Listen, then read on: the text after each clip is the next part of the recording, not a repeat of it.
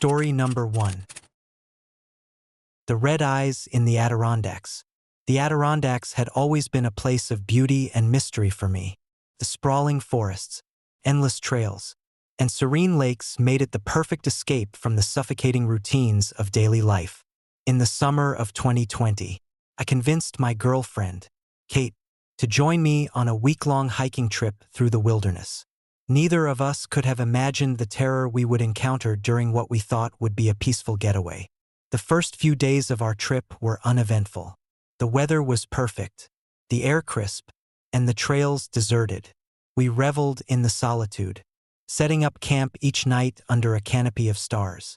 By the fourth day, we had reached a particularly remote part of the forest, miles from any trailhead or sign of civilization. That night, we set up camp in a small clearing surrounded by towering pines. The only sounds were the chirping of crickets and the occasional rustle of leaves in the gentle breeze. As darkness fell, we ate a simple dinner by the campfire, the flames casting flickering shadows on the trees around us.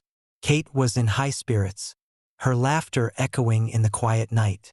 But I couldn't shake a strange feeling of unease. The forest seemed too quiet, as if it were holding its breath. We retired to the tent early, the fire reduced to glowing embers. As I zipped up my sleeping bag, I joked with Kate about the eerie silence. "Maybe the forest is just as tired as we are," I said, trying to lighten the mood. "Or maybe it's watching us," she replied with a nervous smile. Sometime in the middle of the night, I woke to the sound of heavy footsteps. At first, I thought it was just an animal, a bear, maybe, or a deer wandering close to our campsite. But as I listened, I realized the steps were too deliberate, too slow. Each one was accompanied by a faint crunch of leaves and twigs, the sound circling our tent like a predator stalking its prey. "Kate," I whispered, shaking her awake. "Do you hear that?" She stirred, blinking groggily. Then her eyes widened as the sound reached her ears. "What is that?" she whispered back. "I don't know," I said, trying to keep my voice steady. "Probably an animal." I reached for the flashlight, my hands trembling, and unzipped the tent just enough to shine the beam into the darkness. The light swept across the clearing, illuminating the trees and the empty campsite. But then I saw them, two glowing red eyes staring back at me from the edge of the forest. I froze, the flashlight shaking in my hand.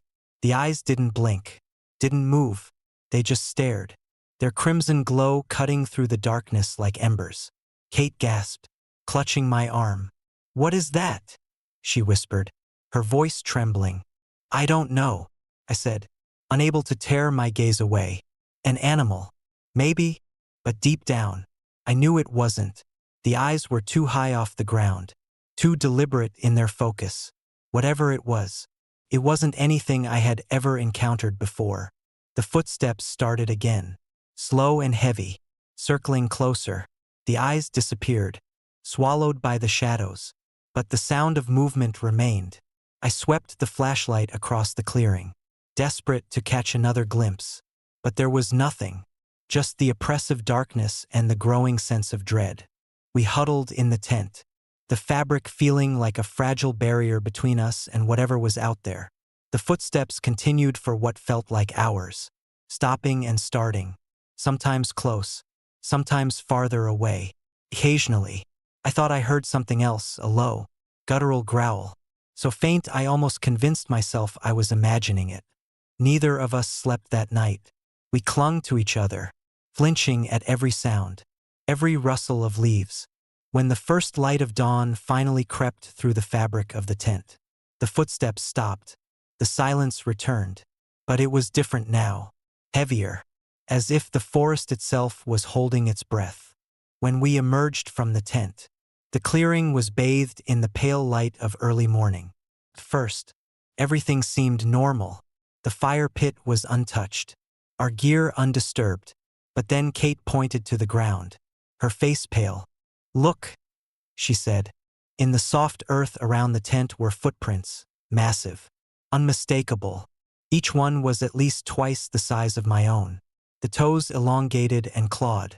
They formed a clear path, circling the tent before disappearing into the forest. I felt a chill run down my spine as I followed the tracks with my eyes. They led to the edge of the clearing, where the trees loomed like silent sentinels.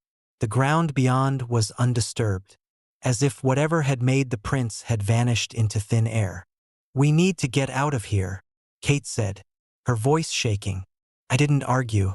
We packed up camp in record time, our movements frantic and clumsy. As we hiked back toward the trailhead, I couldn't shake the feeling that we were being watched. Every crack of a branch, every rustle of leaves, sent my heart racing. When we finally reached the car, we were both too shaken to speak. The drive back to civilization was a blur, the events of the night replaying in my mind like a nightmare I couldn't wake from. I tried to rationalize what we'd seen. Maybe it was just an animal, a trick of the light, but the memory of those red eyes burned in my mind. To this day, I don't know what we encountered in the Adirondacks. I've read stories about strange sightings in the forest, about creatures that defy explanation, but none of them come close to describing what we saw or felt that night. If you ever find yourself camping deep in the woods, and you hear footsteps that don't belong, or see eyes that shouldn't be there, remember this: some things aren't meant to be understood, and some things are better left in the dark. Story number 2.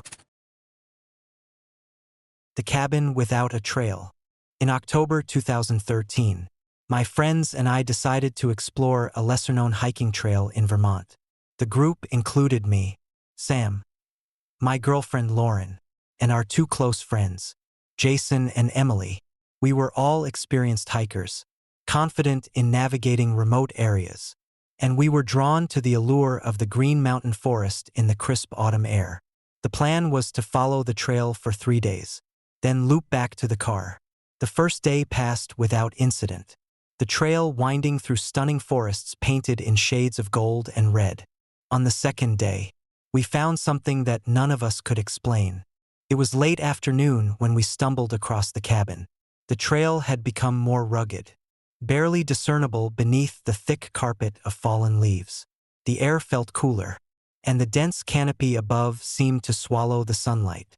We were deep in the woods, far from any marked trailhead, when Lauren stopped suddenly, pointing ahead. "Do you see that?" she asked.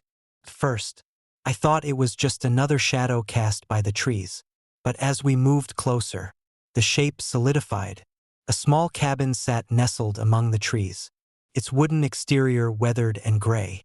There was no path leading to it, no sign that anyone had been there in years. "What's a cabin doing all the way out here?" Jason asked, his brow furrowed. "Maybe it's an old ranger station?" Emily suggested, but something about the cabin didn't feel official. It was too small, too isolated, almost like it had been dropped there by mistake.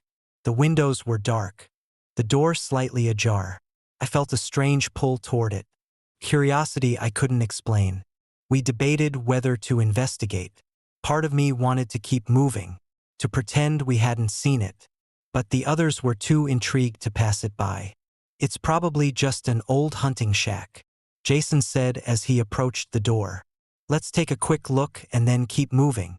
The door creaked loudly as he pushed it open, the sound unnaturally loud in the stillness of the forest. The air inside was damp and musty, filled with the scent of rot and decay. Dust motes danced in the weak sunlight that filtered through the grimy windows. The room was small, just a single open space with a table, a few chairs, and a rickety shelf. What immediately caught our attention, though, were the photos. Dozens of black and white photographs covered the walls, their edges curling with age. They were tacked up haphazardly, overlapping in places, their subjects frozen in eerie stillness. Most of the photos showed people, some sitting, some standing, others staring directly into the camera. Their expressions were unsettling, blank, vacant, as if they weren't entirely aware of being photographed. "Who are these people?" Lauren asked, her voice barely above a whisper. "I don't know," I said, my eyes scanning the images. None of the faces were familiar, and yet there was something about them that felt off. The clothes were old-fashioned, the kind you'd expect to see in a history book, not in a cabin deep in the woods. Emily pointed to a cluster of photos near the door. "Look at these," she said. We gathered around, and my stomach dropped. The photos showed the forest, the same forest we had been hiking through. One image captured a section of the trail we'd passed earlier that day, its twisted roots and uneven rocks unmistakable. Another showed the stream we had crossed that morning. Then there was the last photo, the one that froze us all in place. It showed us. The photo was grainy but clear enough to be unmistakable. Captured the 5 of us walking down the trail, taken from behind. The trees were the same, the sunlight slanting through the branches in the same way it had that morning. But there was no one else on the trail, no one who could have taken the picture. "What the hell?" Jason muttered, his voice trembling. "That's not possible," Lauren said, backing away from the wall. "We didn't see anyone. There's no one out here." The room felt colder, the air heavier. My skin prickled as if unseen eyes were watching us. I turned toward the door, half expecting someone or something to be standing there, but the forest outside was empty. "We need to leave," I said, my voice firmer than I felt. "Now." We left the cabin quickly, our earlier curiosity replaced by a growing sense of dread. As we made our way back to the trail, the forest seemed darker, the shadows deeper, the silence, once peaceful, now felt oppressive, as if the woods were holding their breath. We hiked in silence for hours, none of us daring to look back. Every crack of a branch, every rustle of leaves, sent jolts of fear through me. I kept imagining someone or something following us, hidden just out of sight. When we finally reached a clearing and set up camp for the night, the atmosphere was tense. No one spoke much as we ate, our earlier camaraderie replaced by an unspoken agreement to get through the night as quickly as possible. Sleep didn't come easily. Every time I closed my eyes, I saw the photo of us on the trail, the eerie stillness of the faces in the other pictures. The next morning, we retraced our steps to see if we could find the cabin again. Part of me hoped it was just a hallucination, a trick of the light, but I also needed answers. We walked for hours, scouring the area where we'd found it. But there was nothing, no cabin, no clearing, no sign that it had ever existed. When we finally made it back to the trailhead, I reported what we'd seen to the local ranger station. The ranger listened patiently but seemed skeptical. "There's no cabin out there," he said. "At least, not on any of our maps. Are you sure you weren't just turned around?" I wanted to argue, to show him the photos. But of course, we hadn't taken any. It felt like the kind of story no one would believe. The kind that would be dismissed as a bad dream or an overactive imagination. To this day, I can't explain what we saw in that cabin. The photos, the impossible picture of us. It all lingers in my mind. Puzzle with no solution. I've read about strange disappearances in the Vermont woods, about the folklore and legends tied to the area. Some say the forest has a way of keeping its secrets, of erasing what it doesn't want to be found. If you ever find yourself hiking deep in the woods and come across an isolated cabin, think twice before going inside, because some doors, once opened, can never truly be closed. Story number 3. The Backward Man. Japan's mountainous trails are places of breathtaking beauty and unsettling mystery. The lush greenery, steep slopes, and mist-shrouded peaks seem to hold secrets older than time itself. I'd read stories about these places, of spirits and inexplicable encounters, but I'd never put much stock in them. Until the summer of 2004. I was part of a hiking group, just 5 of us. My best friend Daniel, his sister Grace, her boyfriend Matt, and our guide, Takumi, a seasoned mountaineer who knew the trails like the back of his hand. We had planned a 3-day trek through a less-traveled route in the Japanese Alps, one famous for its isolation and panoramic views. The first day had been uneventful, filled with laughter, breathtaking vistas, and the camaraderie that comes from tackling a challenging trail together. But on the second day, everything changed. It was late afternoon when we first saw him. The trail was narrow, snaking through dense forest that occasionally opened up to reveal the vast expanse of the mountains. The air was warm, the sunlight filtering through the canopy in golden patches. That's when he appeared, a man walking toward us from the opposite direction. At first, there was nothing strange about him. He was dressed in heavy layers. A bulky coat zipped up to his chin despite the mild weather, and his hat pulled low over his face.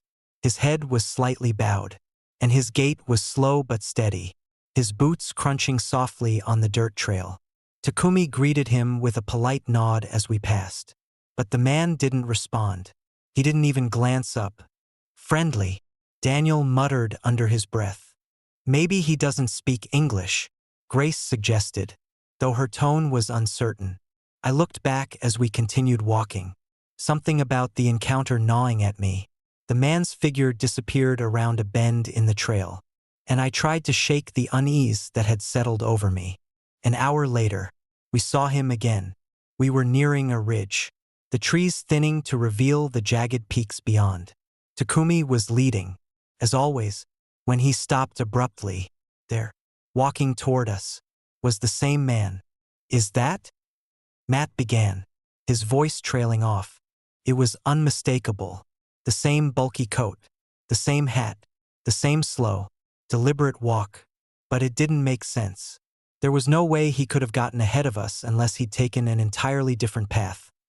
A path Takumi assured us didn't exist. Maybe he turned around, Grace offered, though her voice was strained.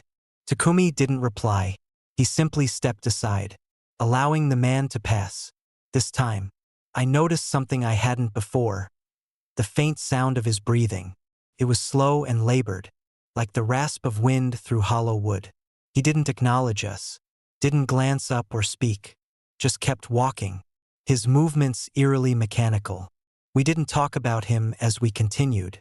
The atmosphere had shifted, the once light-hearted energy replaced by a heavy silence.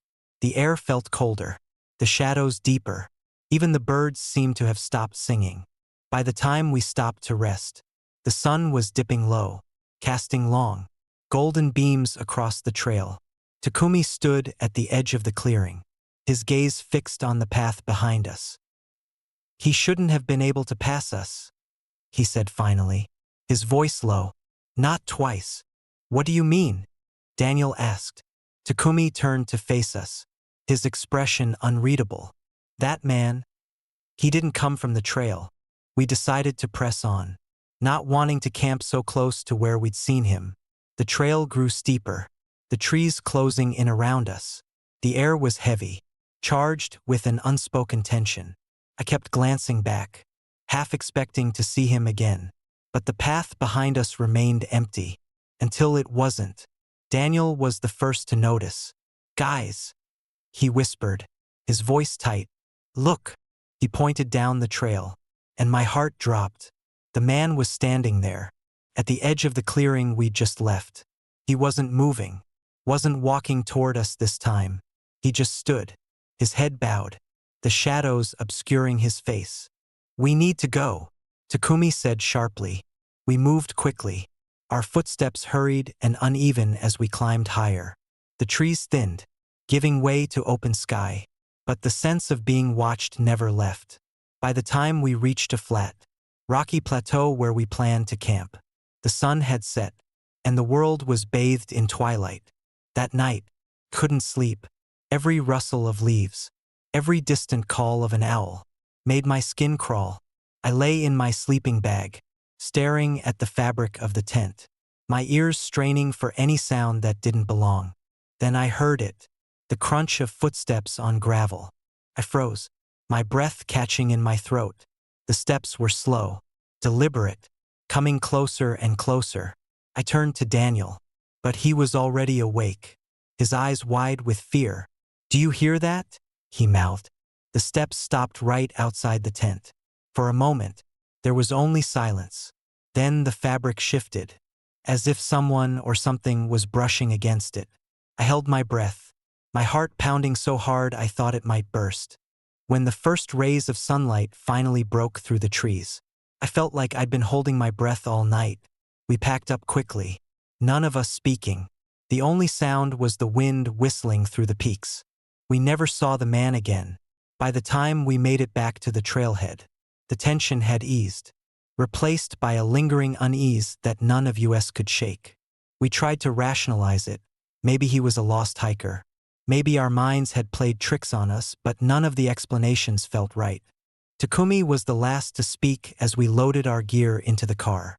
"There are stories," he said quietly.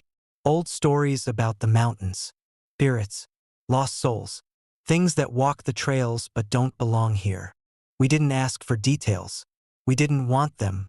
To this day, I can't explain what happened on that trail, but sometimes, when I close my eyes, I see him, the man in the heavy coat, walking endlessly against the flow of time, his face forever hidden in shadow, and I wonder if he's still out there, somewhere in those mountains, waiting for the next group of hikers to pass." Story number 4. The abandoned tent. In the Alaskan wilderness, the line between the living world and the unknown seems thinner. The vast expanse of snow-covered forests and desolate mountains can make you feel like the only person left on Earth, or remind you that you're not alone in ways you don't want to consider.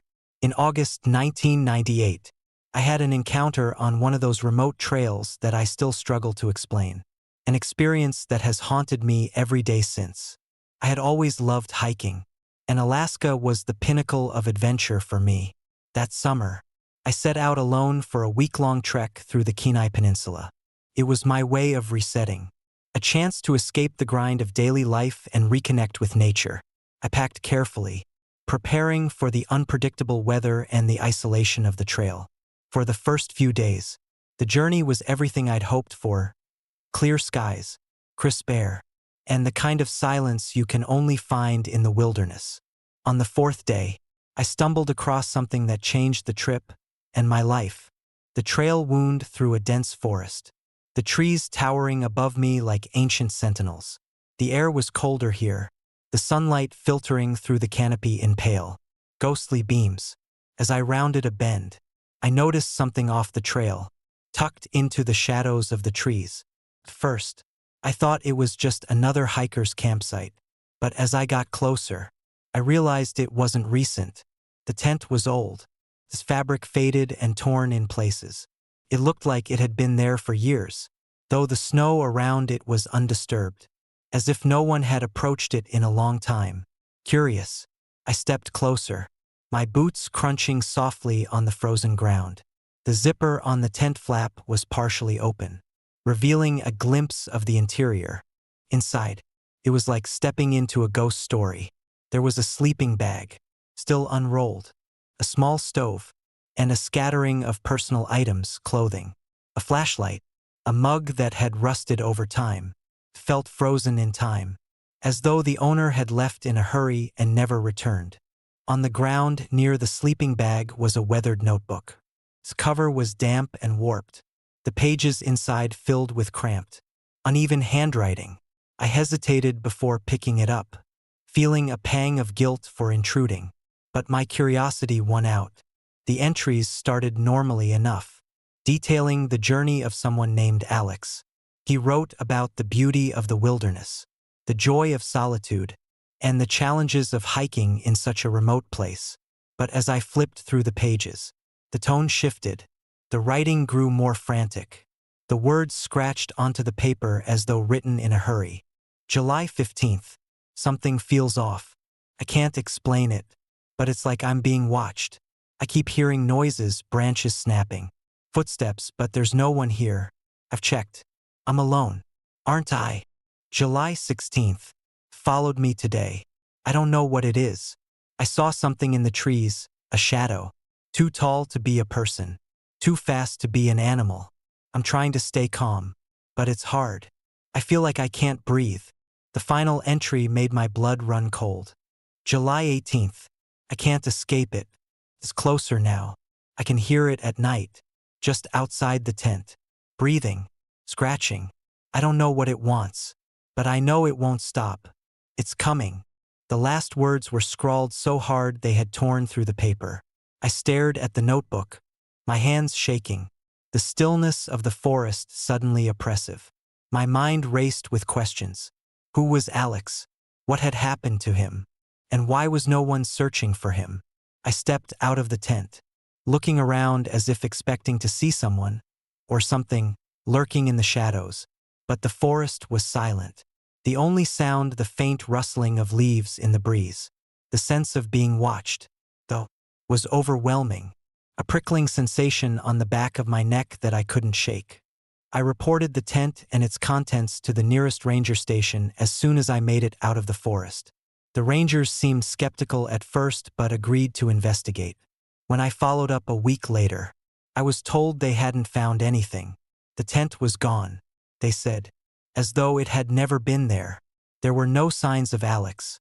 No record of anyone matching his description reported missing in the area. It was as if he and the tent had simply vanished. I tried to move on, to chalk it up to an overactive imagination or some elaborate prank. But the memory lingered, and then the dreams started. Night after night, I found myself back in that forest, standing outside the tent, hearing the whispers of someone or something just beyond the edge of the light. Sometimes, I saw a figure in the shadows, tall and thin, its movements jerky and inhuman. I would wake up drenched in sweat, the feeling of being watched still heavy in the air. Years later, I still don't know what happened in that forest. I've read about strange disappearances in Alaska, about the legends and stories the locals tell, spirits, creatures, things that don't belong to this world. I've tried to convince myself that Alex was just a lost hiker, that his fears were the product of isolation and paranoia. But deep down, I know better. The wilderness has its own rules, its own secrets. Some places aren't meant to be explored, and some things are better left undiscovered. If you ever find yourself hiking in the Alaskan backcountry and stumble across an abandoned tent, do yourself a favor, leave it alone. Walk away and don't look back. Because whatever Alex saw out there, whatever he couldn't escape, it's still waiting. Story number 5. The Whispers in the Redwoods. The redwoods in Northern California are a place of awe and wonder. The towering trees, some as old as 2,000 years, seem to stretch endlessly into the sky, their ancient roots weaving a story of time and resilience. For me and my friends, the forest was the perfect escape from the noise of modern life.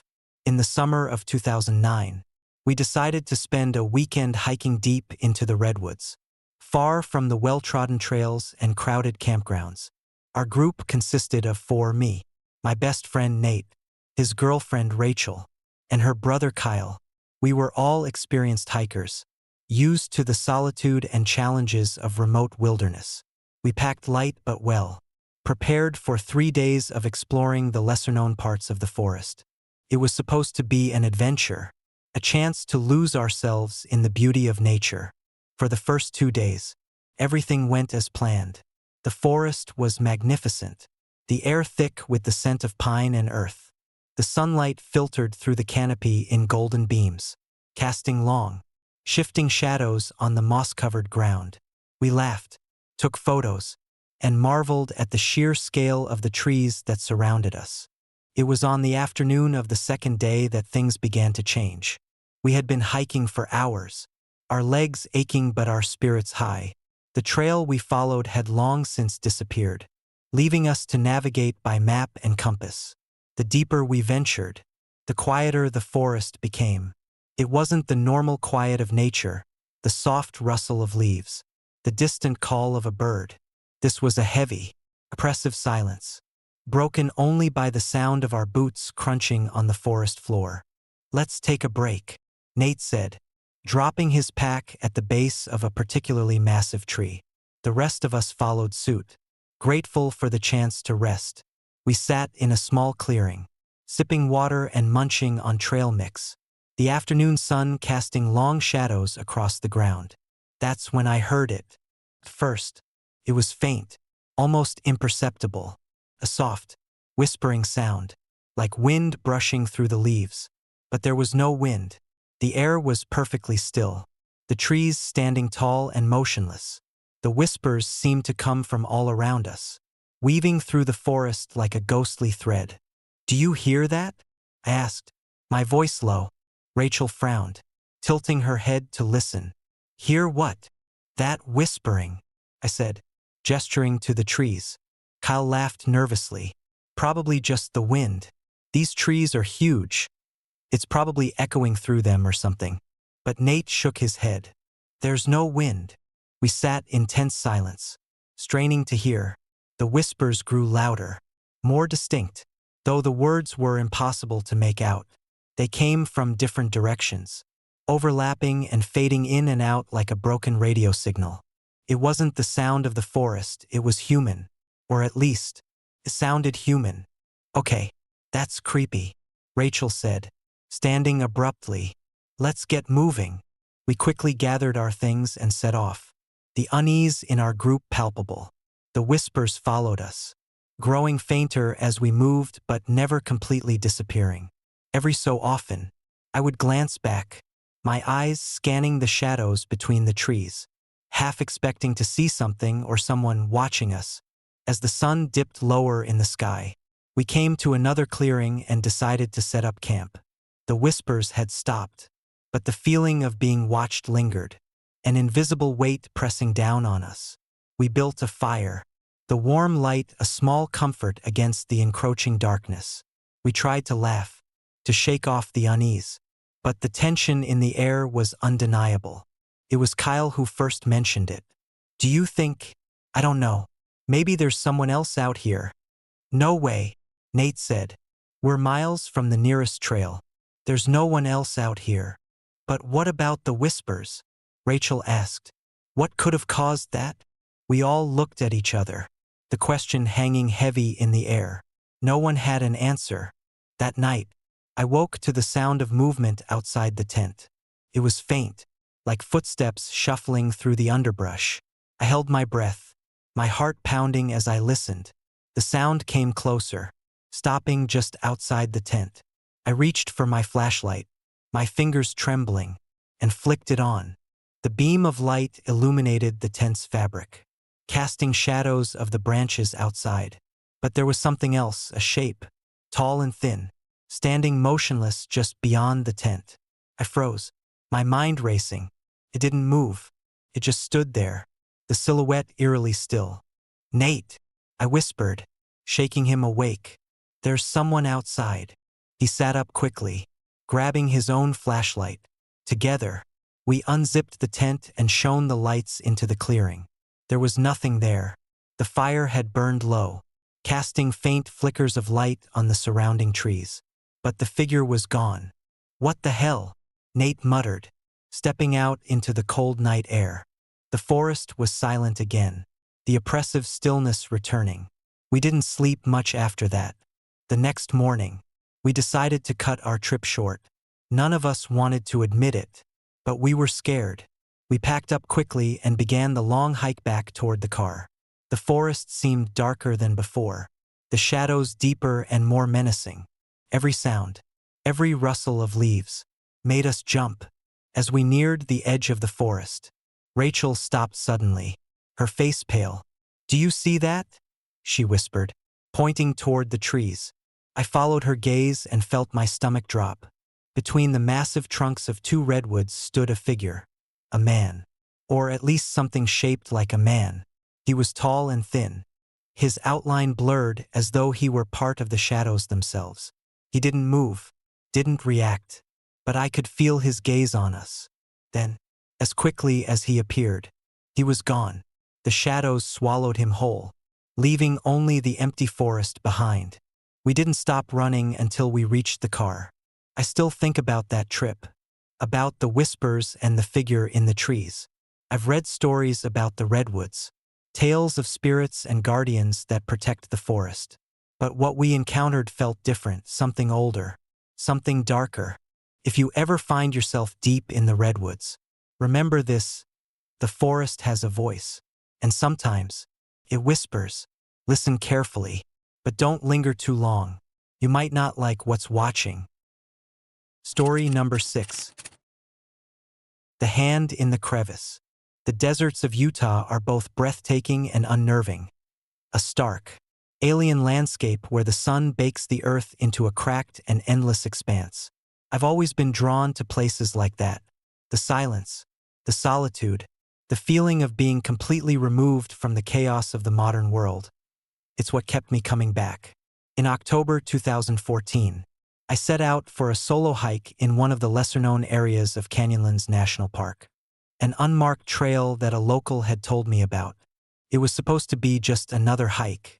A long, quiet day of wandering among the towering rock formations. Their red sandstone cliffs carved by time and wind into jagged sculptures. I packed light, just water, snacks, and a small first aid kit, and planned to be back at my car by sunset. The trail was empty, as I expected, and for the first few hours, it was perfect. The only sounds were the crunch of my boots on the sandy ground and the occasional caw of a raven overhead. Around noon, I came to a narrow canyon, the walls rising steeply on either side. The air was cooler there, the sunlight filtering through in narrow beams. The silence in the canyon was profound, almost oppressive, like the earth itself was holding its breath.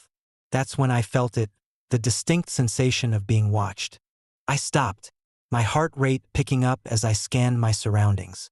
There was no one else on the trail, no sign of movement, but the feeling didn't go away, pressed against me, heavy and insistent, like a hand on the back of my neck. I told myself it was just my imagination, the isolation playing tricks on me, and kept walking. The trail narrowed as it wound deeper into the canyon. The walls closed in, the crevices in the rock deepening into shadows that seemed to shift and stretch as I moved. It was in one of these crevices that I saw it, a pale, human hand reaching out from the darkness. I froze, my breath catching in my throat.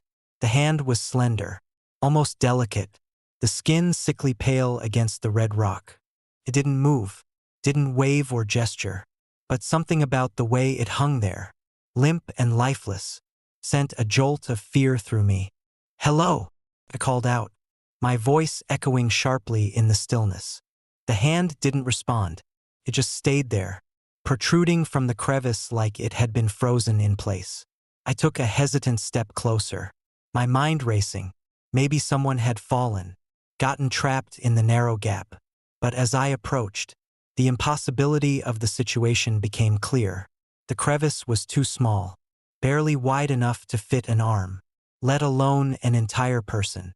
I crouched down, peering into the darkness of the crack. The hand was still there, pale fingers curled slightly inward. The crevice didn't go far, maybe a few feet at most, before narrowing to a point where nothing larger than a rabbit could fit. There was no body, no sign of anyone, just the hand, unnervingly still. "Are you hurt?" I asked, my voice trembling. I reached out slowly, the tips of my fingers just brushing the cold, waxy skin. The hand moved. It wasn't a twitch or a spasm. It moved with purpose, the fingers curling tightly around my wrist. I screamed, jerking backward, the strength of the grip surprising and terrifying. As I pulled away, the hand released me, retreating back into the crevice and vanishing into the shadows. I stumbled backward, my heart pounding so hard it felt like it might burst from my chest. The crevice was empty now, the darkness within impenetrable. I stood there for what felt like an eternity, my mind struggling to process what had just happened. Every rational part of me screamed that it wasn't possible. There was no way anyone could have fit inside that crack. But I had felt it, the cold, undeniable grip of those fingers around my wrist. I turned and ran, my legs shaking as I sprinted back the way I'd come. The narrow canyon seemed to stretch endlessly, the walls pressing in on me as I moved. Every shadow, every crack in the rock, seemed to watch me, the oppressive silence broken only by the sound of my own panicked breathing.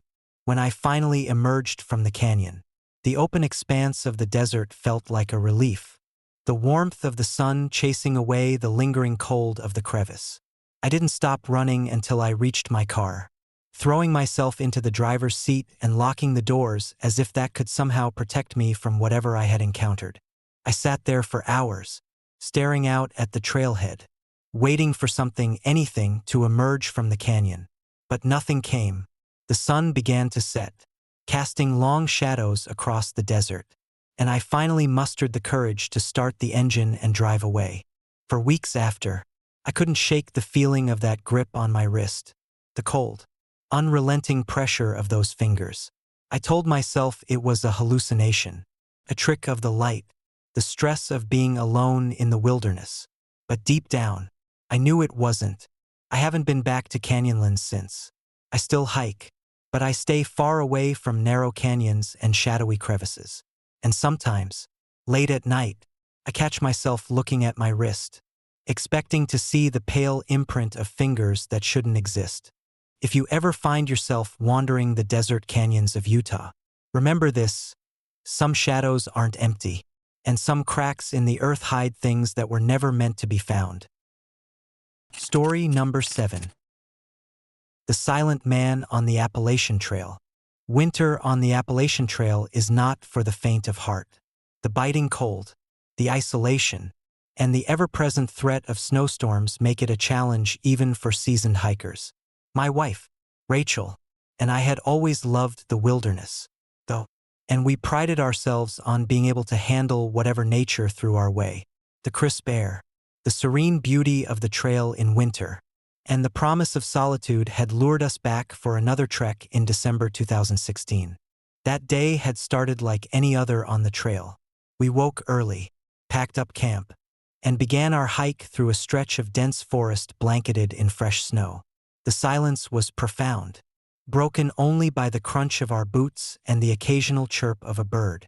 There was something magical about the stillness, as if the forest itself was holding its breath.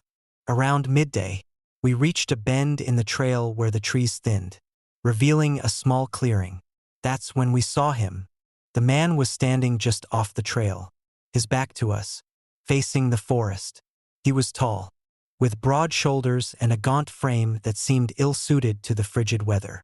His clothes were tattered and threadbare, a thin jacket, worn pants, and boots that looked like they'd seen better days.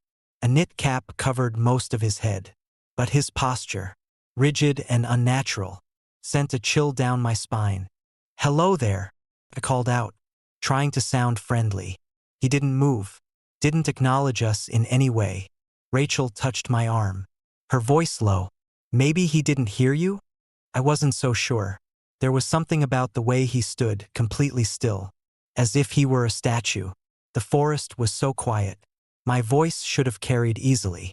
I tried again, louder this time. "Are you okay? Do you need help?" The man turned then, slowly, as though every movement required deliberate effort. His face was pale, almost waxy, and his eyes, dark and hollow, locked onto mine with an intensity that made my chest tighten. He didn't speak. He didn't blink. He just stared, his expression unreadable, his gaze unwavering. Rachel shifted nervously beside me. "Let's keep going," she whispered, her voice barely audible. I nodded, my instincts screaming at me to move. As we turned to continue down the trail, I couldn't resist glancing back over my shoulder. The man hadn't moved, but his head had turned, following us with those unnerving eyes. We quickened our pace, the crunch of our boots louder as the snow seemed to thicken around us. The trail dipped into a denser patch of forest, and for a while, the man disappeared from view. My heart was still racing, though, and I could tell Rachel was just as unsettled. "What do you think he was doing out here?" she asked. "I don't know," I admitted. "Maybe he's lost? Or maybe he's just—" I stopped mid-sentence, my breath catching in my throat. Rachel followed my gaze, and I saw her eyes widen. The man was there again, ahead of us this time, standing in the middle of the trail. He hadn't passed us. There was no way he could have without us seeing or hearing him. But there he was, as if he'd materialized out of thin air. "What the hell?" Rachel whispered, her voice trembling. He stared at us, silent and still, his dark eyes seeming to absorb the dim light filtering through the trees. This time, I noticed something else. There were no footprints in the snow around him. None leading to where he stood. None leaving. The snow was pristine. Unbroken. "We need to go," I said, my voice firmer than I felt. We stepped off the trail, weaving through the trees to avoid passing too close to him. My pulse thundered in my ears, and every snap of a twig beneath my boots made me flinch. When we finally regained the trail, the man was gone. I turned in a slow circle, scanning the forest, but there was no sign of him. No sound, no movement, just the cold, empty woods. Rachel grabbed my hand. "Let's just keep walking." We didn't stop until we reached a ridge that overlooked the valley below. The view was breathtaking, the kind of sight that should have made us pause to appreciate it.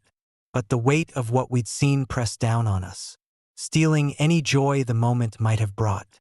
I glanced back the way we'd come, half expecting to see the man again, but the trail was empty. The snow was falling harder now, and the light was fading. We decided to set up camp nearby, though neither of us felt comfortable staying so close to where we'd seen him. That night, couldn't sleep. Every sound, the wind rustling the branches, the creak of trees in the cold, set my nerves on edge. Rachel was restless too, tossing and turning in her sleeping bag. Around midnight, I thought I heard footsteps crunching in the snow outside the tent. I held my breath, straining to listen, but the sound stopped as abruptly as it had started. When morning came, we packed up as quickly as we could. I was eager to put distance between us and whatever we had encountered. As we headed back toward the trailhead, we passed the spot where we'd first seen the man. The snow was undisturbed, as if no one had ever stood there. I scanned the trees, searching for any sign of him, but there was nothing. When we finally reached our car, Rachel turned to me. "Do you think he was real?"